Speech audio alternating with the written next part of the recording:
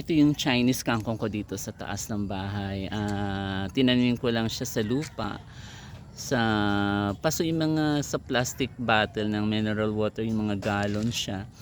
So, medyo okay naman siya. Pwede na siya gulayin mamaya. Ready for harvest na siya.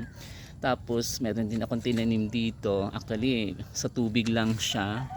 Yung mga pag nabili ako sa palengke ng mga kangkong, yung natitirang katawan, so binababad ko siya sa tubig. Tinitingnan ko lang kung magandang kalalabasan at makukuha akong talbos na maganda. So, it seems parang okay naman siya. Yan o. So, pwede na siya pandagdag din dito mamaya sa gulay. Pagsasamahin ko siya ng Chinese kangkong. So, sa tubig lang siya. Pinapalitan ko lang siya ng tubig halos every other week.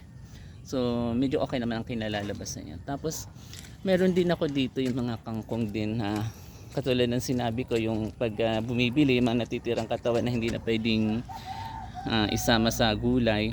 So, yun, tinanim ko naman siya sa may lupa, sa mineral water lang din sa bote ng mineral water. Ayan. Medyo okay naman siya. Yan, so pwede nang gulayin mamaya sama sa gulay. Nasa taas lang ito ng bahay, so kahit papano, kahit sa taas ng bahay napapakinabangan ko, meron ako sariwang gulay.